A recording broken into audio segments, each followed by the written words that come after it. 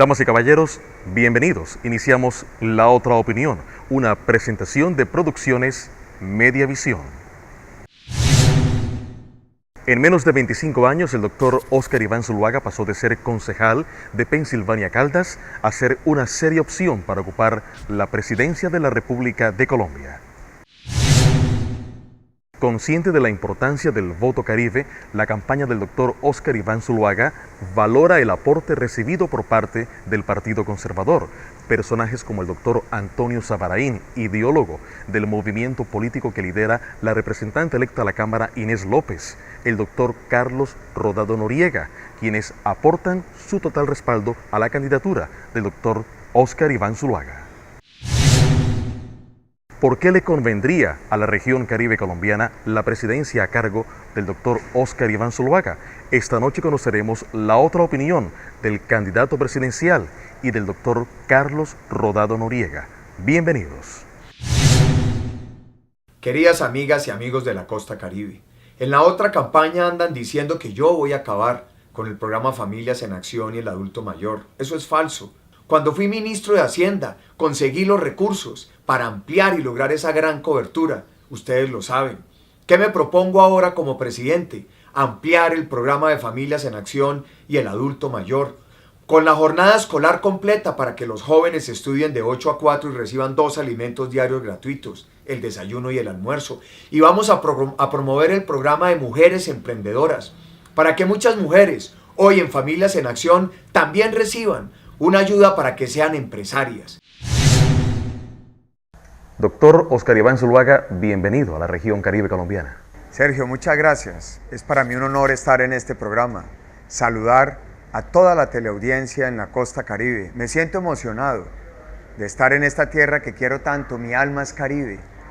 Muchos años de vinculación, de afecto, de sangre con esta tierra a la que quiero tanto. El doctor Antonio Sabaraín y la doctora Inés López son los únicos conservadores del Atlántico que decidieron apoyar a Óscar Iván Zuluaga. Ahora se suma usted en esta segunda vuelta. Esto enriquece además el debate electoral y el apoyo del doctor Óscar Iván Zuluaga. Yo he venido a trabajar mucho aquí en esta segunda vuelta y he estado trabajando en barrios del sur de Barranquilla y en los municipios del Atlántico, porque estoy absolutamente convencido de que el programa y las propuestas de Óscar Iván Zuluaga son no solo los que más le convienen al país en general, sino sobre todo al Caribe y al departamento del Atlántico. Pero además, porque la plataforma programática de Óscar Iván Zuluaga está más en concordancia con mis convicciones y con mis principios, y cada voto que da por un presidente de la República tiene que darlo de acuerdo a esas convicciones.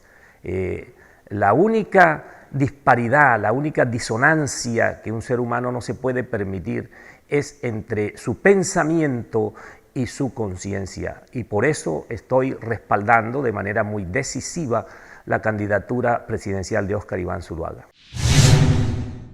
Les garantizo que en mi gobierno ustedes van a ser beneficiarios de Familias en Acción y vamos a ampliar el programa del adulto mayor. ¿En qué se beneficia la región caribe si llegara a la presidencia Óscar Iván Zuluaga? La familia de Óscar Iván Zuluaga y él mismo han estado aquí desde hace 35 años. Óscar Iván Zuluaga, de pronto la gente no sabe, él fue el gerente de Acesco, que está instalada, una empresa que está instalada en Malambo.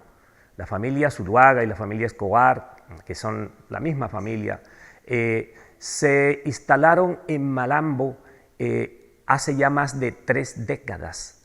Ellos fueron los pioneros de esto que se está llamando ahora tratados de libre comercio.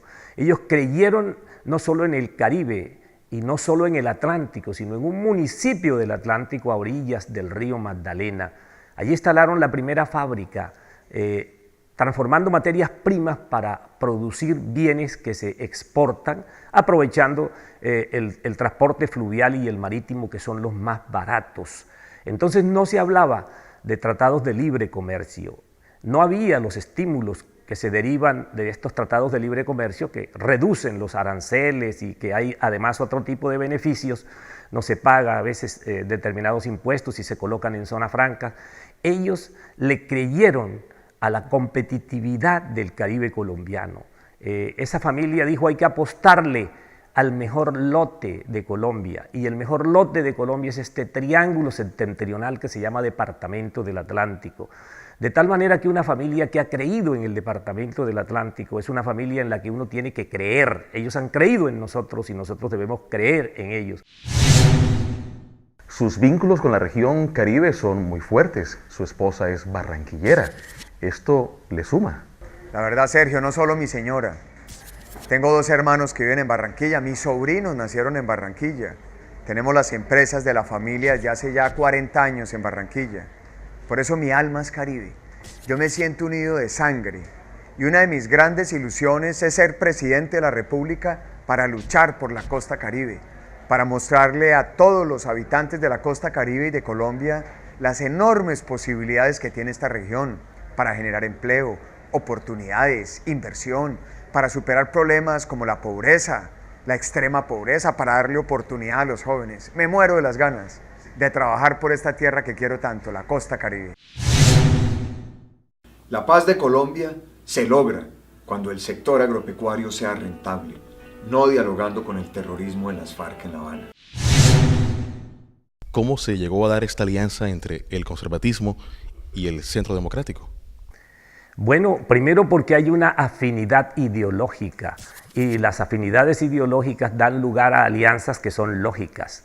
Lo que uno no encuentra es que se hagan unas alianzas de agua bendita con vodka.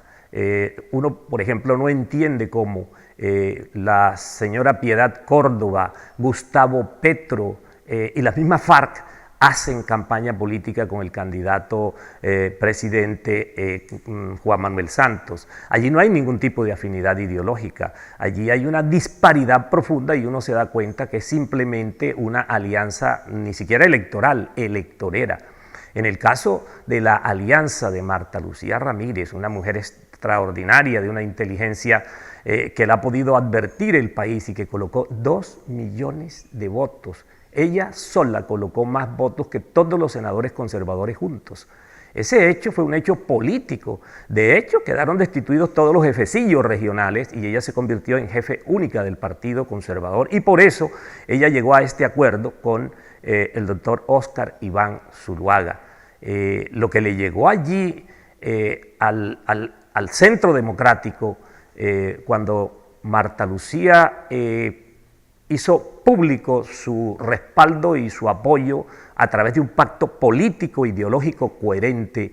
Lo que le llegó allí no fue un arroyito, es como cuando al río Magdalena le desembocan el Cauca y el San Jorge. Son 2 ríos que sumados, bueno, tienen tanto caudal como el Magdalena, de manera que es un apoyo importante. Vamos a modernizar el campo. ¿Cómo lo vamos a hacer? En primer lugar, un programa de alivio de deuda para el pequeño campesino, que no sufra porque no tiene cómo pagar su deuda.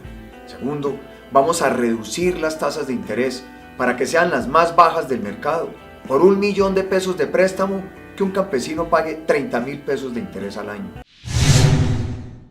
Su empresa familiar es muy ligada a Barranquilla y al Departamento del Atlántico. ¿Usted apoya el fondeo sobre el río Magdalena?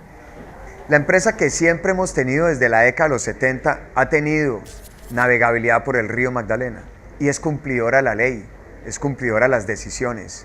¿Yo qué he creído sobre el fondeo? ¿Cuál es la gran riqueza de Barranquilla? Que es una ciudad que está sobre el mar y sobre el río. Cuando se está sobre el mar se conecta con el mundo y con el río se conecta con el país. Son 2 vías que deben convivir. Hay que buscar fórmulas amistosas de arreglo que protejan los intereses de las partes. Hay que actuar con toda la decisión. Barranquilla necesita el mar, necesita el río. Barranquilla tiene que mirar, y Colombia, que no nos podemos conformar con lo que hoy exportamos. Un país de 46 millones de habitantes no puede estar cómodo con 60.000 millones de dólares de exportación. Tenemos que ambicionar para llegar a 100.000 millones de dólares. Chile tiene 17 millones de habitantes y exporta 85.000 millones. Y si vamos a exportar 100.000 millones de dólares, necesitamos más puertos, más aeropuertos, necesitamos el río, necesitamos más vías. Esa tiene que ser la discusión para el país. Hacemos una primera pausa para comerciales y ya regresamos con más opiniones del candidato presidencial Óscar Iván Zuluaga y del gran líder conservador Carlos Rodado Noriega. Ya volvemos. Por primera vez en la historia, el Palacio de Nariño podría tener una primera dama barranquillera. La doctora Marta Ligia Martínez expresa su otra opinión del por qué Colombia merece en la presidencia al doctor Óscar Iván Zuluaga. Pues mire, yo lo he acompañado durante 26 años y he visto la manera juiciosa y dedicada con que ha hecho su carrera tanto en el sector privado como en el sector público. Inclusive siendo estudiante, porque cuando yo lo conocí estaba haciendo su tesis de grado, que fue una tesis premiada en su momento por ANIF.